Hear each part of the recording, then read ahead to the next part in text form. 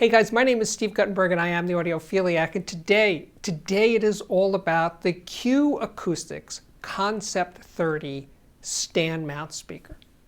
Now when I started on this review, I had a bit of a flashback because in May 2019 I reviewed the Q Acoustics Concept 300, their flagship model.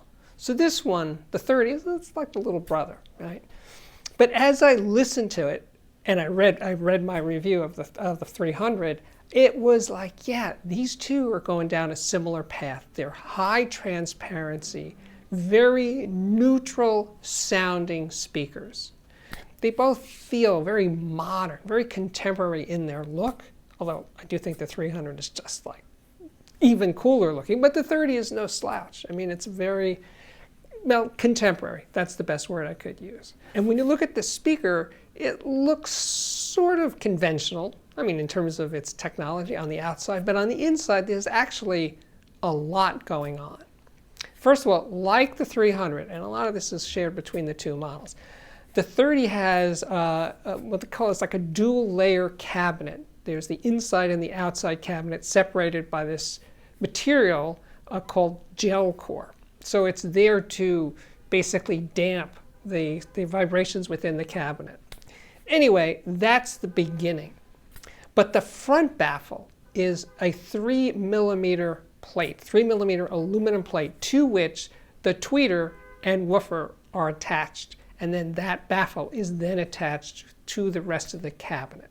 The cabinet is very heavily braced, and those braces placement and tensioning are very carefully dialed in.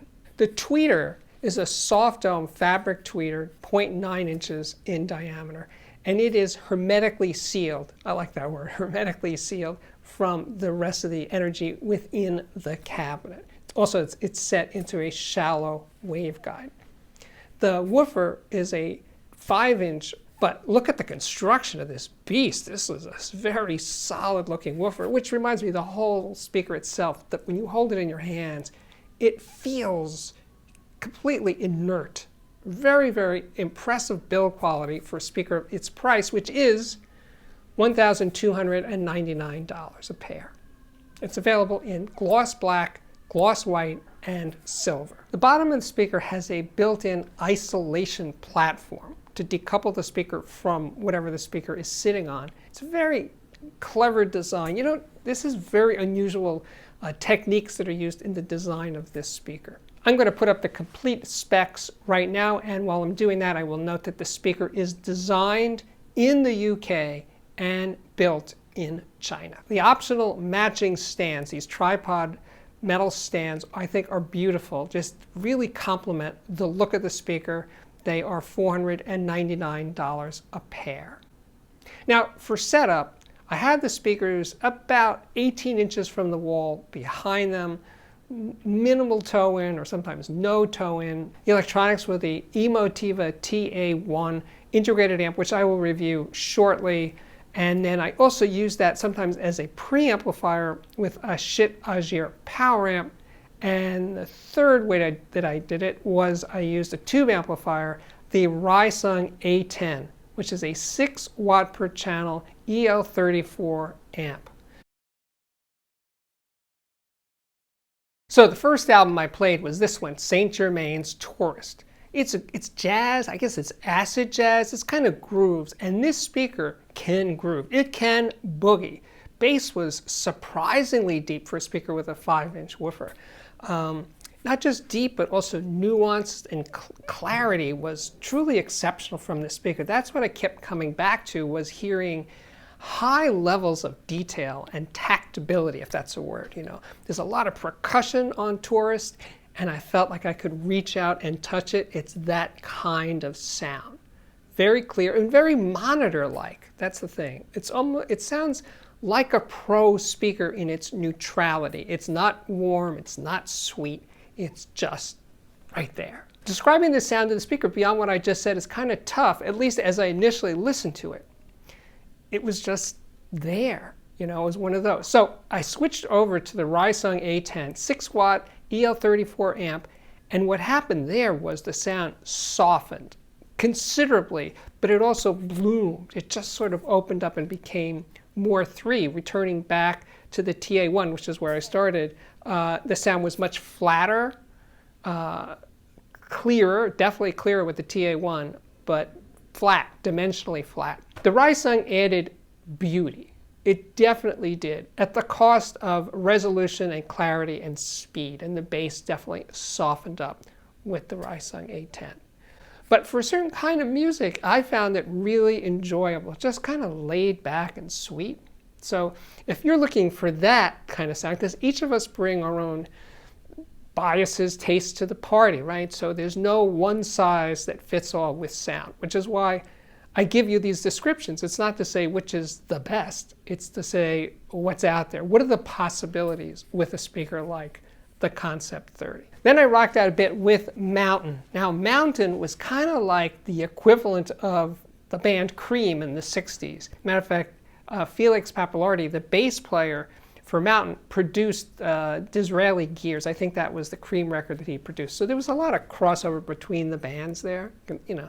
So anyway, listening to Mountain, which felt very New York to me, was a blast. They had great tunes. If you don't know Mountain and you're into 60s hard rock, check out this band. And yes, with the TA1, it rocked more, it had more punch to the sound, and again, the bass was surprisingly potent for a speaker of this size. I'm a fan of this audiophile label, Dorian. They're a very eclectic label. It's basically classical music. And this record by Carol Thompson of harp, solo harp recording, done in 1988. I played that with the TA1 and the Schiit Agir amp, and the sound was so beautiful. Now, this record was not recorded in a studio. It was recorded in a music hall, and the perspective is kind of close to the harp, but you could hear the harp filling the space of the hall. So it was really, really good recording, and the Concept 30 made that very, very clear. For a comparison, I brought out a set of KEF LS50 Meta. Not really sure what I was getting into with this comparison, which is good, which is why I do these comparisons. And as soon as I started listening to the LS50s, they were warmer and fuller sounding than the Concept 30 by a considerable amount, which is not what I was thinking was going to happen. And then returning back to the Concept 30, the sound was faster, more transient speed. Not that the LS50 is a slowpoke, not by any stretch, but the Concept 30 is a faster, more monitor-like sounding speaker. I would say it's the more neutral speaker. Again, that's not where I thought this was going. I'm not giving up on the LS50, not by any stretch. I love that speaker. It's one of my go-to references for this reason. But the Concept 30 is a very different sounding speaker. Let's just put it that way. Back on the Concept 30, I popped on one of my favorite Wilco albums, Summer Teeth, and started listening. And the sound was too aggressive, too bright, too peaky in the upper mid-range, lower treble. It was not a fun listen. So then I said, okay, too much information there. So then I popped on one of their earlier records, and this sound was a bit better, but still too much edge to the sound. All right, so then I tried this one, Cat Power's The Greatest Album, which is freaking amazing. Her voice is so good, so sultry, so great. And that recording's balance was beautiful. Really, really good. Sweet, nice, a lot of detail, a lot of air. Everything was in place. So what I'm saying here is the Concept 30 is the kind of speaker that's going to tell you what is in the recording. Now, sometimes it's good and sometimes it's not so good. So that's all part of the mix in deciding what kind of speaker do you want. Can you handle the truth, I guess, is one of those things. Can you handle the sound of some of your recordings not being so great, and maybe you do not want a speaker as neutral as this one, the Concept 30. So now it's time so Steve, what do you really think?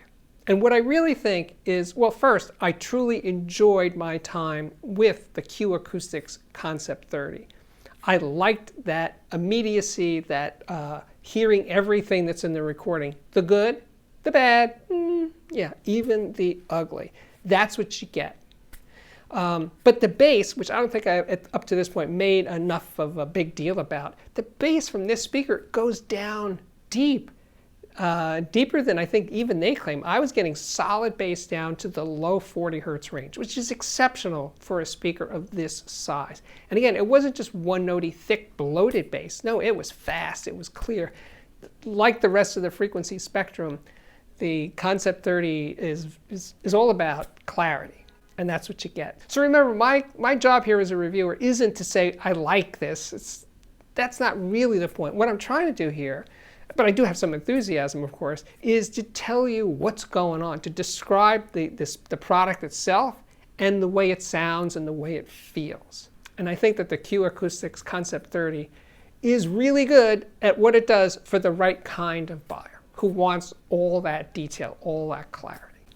That's what you get. So before we get to the Audiophiliac viewer system of the day, I just want to mention that the Audiophile Society, it's a club here in New York City, had Martin Colloms, the reviewer for Hi-Fi Critic, on a Zoom call recently, and he discussed perception, sound perception, speaker design. He's a very measurement-oriented reviewer, but he's extremely articulate. And this Zoom conversation, this Zoom presentation, I should say, is really, really interesting. And I'm going to link to it in the description below this video. And now it is time for the Audiophiliac viewer system of the day. Francisco sent this picture in. He lives in Bogota, Colombia. His amplifier is a Pass X150.8. Preamplifier, Audio Research LS26. Phono preamp, Parasound JC3 Junior. Turntable, Audio-Technica LP7 with a HANA ML cartridge. CD player, Sony SCD XA 5400 ES. Streamer is by Cambridge Audio. It is a CXN V2. The cassette deck, yeah, cassettes, Yamaha KX330. The speakers are made right here in Brooklyn. They are Ohm Walsh 2000s. And the sub is an SVS 1000 Pro. And the cat on the couch there, that's Chia. Thanks, Francisco. We are back. My name is Steve Guttenberg, and I am the Audiophiliac. Yes, if you like what I'm doing here on the channel, please hit the like button. It's very important to the algorithm. You may have heard me say this once or twice before. And you could also consider subscribing to the channel if you have yet to do so. Well, the other big news is my podcast. It's called the Audiophiliac Podcast. And it's available in a lot of places you can hear podcasts, but not yet on Apple Podcasts. But it is on Google Podcasts, it's on Spotify. I have my own website that I will link to so you can hear it there. So even if you're not into the podcasting thing, some people are really into podcasts, some people are like, they don't get it. Podcasts are like radio on demand. So if I'd urge you, if you like my show here, check out the podcast. And you can get it, you can listen to it directly from my website, which is linked below. Oh, and the other very important thing, of course, is the Patreon. My Patreon. If you want to support the channel, here's how you do it. Check out the Patreon at patreon.com/audiophiliac, and there's definitely a link to that in the description. And with that, I can say my work here is at last complete. Thank you again for watching, and I really do hope to see you back here again very, very soon. Bye-bye.